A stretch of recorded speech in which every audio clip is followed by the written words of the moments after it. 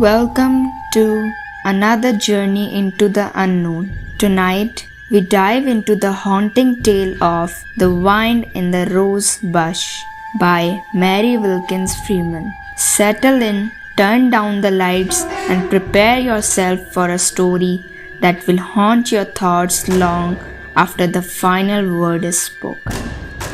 Ford Village has no railroad station, being on the other side of the river from Potter's Falls and accessible only by the ford which gives it its name and a ferry line.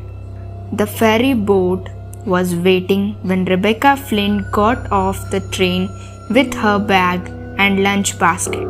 When she and her small trunk were safely embarked, she sat stiff and straight and calm in the ferry boat as it shot swiftly and smoothly across stream. There was a horse attached to a light country wagon on board, and he pawed the deck uneasily. His owner stood near with a wary eye upon him, although he was chewing with as dully reflective an expression as a cow. Beside Rebecca sat a woman of her husband, short and stout and saturnine, stood near her. Rebecca paid no attention to either of them. She was tall and spare and pale, the type of a spinster, yet with rudimentary lines and expressions of matronhood. She all unconsciously held a shawl rolled up in a canvas bag on her left hip, as if it had been a child. She wore a settled-down frown of dissent at life, but it was the frown of a mother who regarded life as a froward child rather than as an overwhelming fate. The other woman continued staring at her. She was mildly stupid, except for an overdeveloped curiosity which made her at times sharp beyond belief. Her eyes glittered, red spots came on her flaccid cheeks. She kept opening her mouth to speak, making little abortive motions. Finally, she could endure it no longer. She nudged Rebecca boldly. "A pleasant day," said she. Rebecca looked at her and nodded coldly. "Yes, very," she assented. "Have you come far?" "I have come from Michigan." "Oh," said the woman with awe. "It's a long way," she remarked pleasantly. "Yes, it is," replied Rebecca conclusively. Still, the other woman was not daunted. There was something which she determined to know, possibly roused thereto by a vague sense of incongruity in the other's appearance. "It's a long way to come and leave family," she remarked with painful slyness. "I ain't got any family to leave," returned Rebecca shortly. "Then you ain't?"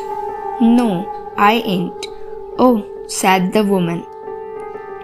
Rebecca looked straight ahead at the race of the river. It was a long ferry. Finally, Rebecca herself waxed unexpectedly loquacious. She turned to the other woman and inquired if she knew John Dan's widow who lived in Ford Village. "Her husband died about 3 years ago," said she by way of detail. The woman started violently. She turned pale, then she flushed.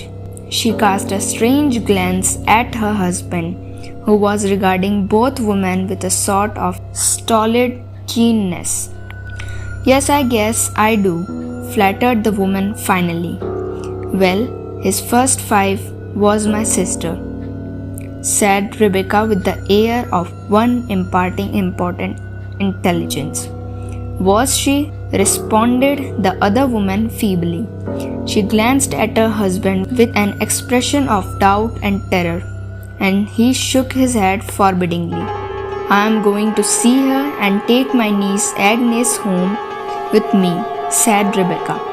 Then the woman gave such a violent start that she noticed it. What is the matter? She asked. Nothing, I guess, replied the woman, with eyes on her husband, who was slowly shaking his head like a Chinese toy. Is my niece sick? Asked Rebecca with quick suspicion. No, she ain't sick, replied the woman with alacrity.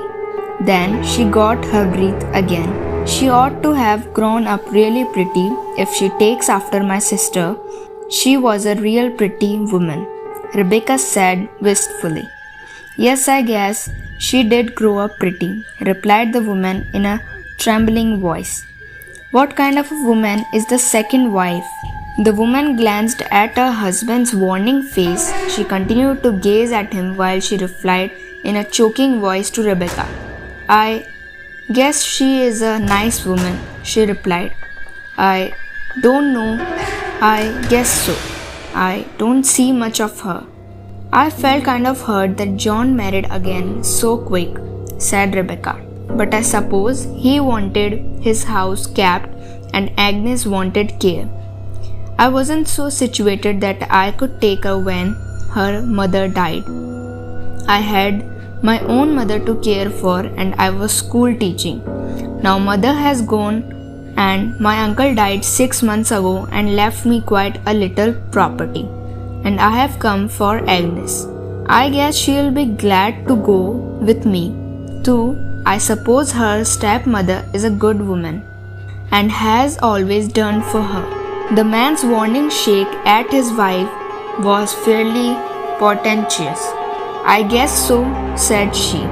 John always wrote that she was a beautiful woman, said Rebecca. Then the ferry boat grated on the shore.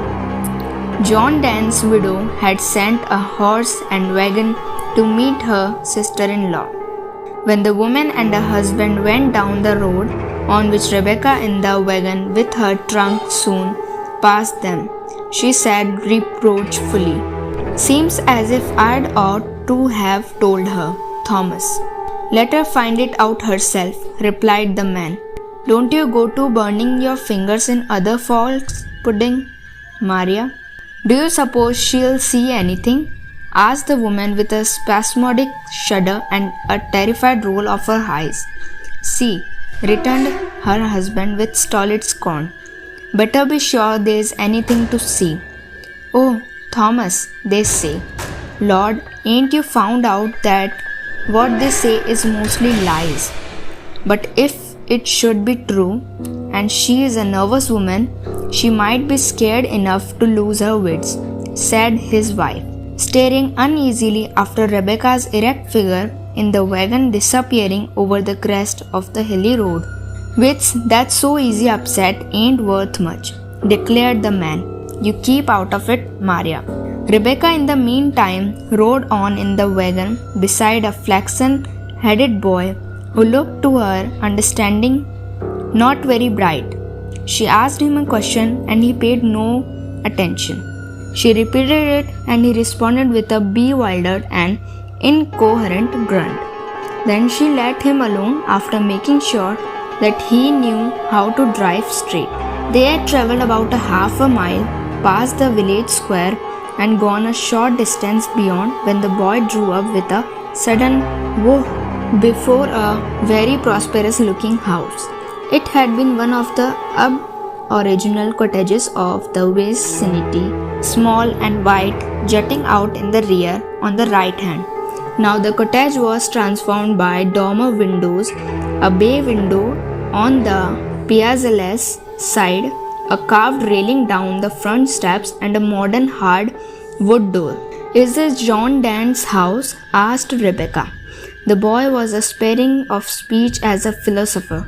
His only response was in flinging the reins over the horse's back, stretching out one foot to the shaft and leaping out of the wagon, then going around to the rear for the trunk. Rebecca got out and went toward the house. Its white paint had a new gloss. Its blinds were an immaculate apple green. The lawn was trimmed as smooth as velvet. and it was dotted with scrupulous groups of hydrangeas and canas. I always understood that John Dent was well to do, Rebecca reflected comfortably. I guess Agnes will have considerable. I have got enough, but I will come in handy for her schooling. She can have advantages. So that's where we leave off for now, but the nightmare is far from over. If you are intrigued by the horrors we have uncovered so far, smash that like button and subscribe to our channel. Don't forget to ring the bell icon to get notified the moment the next part is out. Trust me, you wouldn't want to miss it. Thanks for watching, stay safe and keep an eye on the shadows.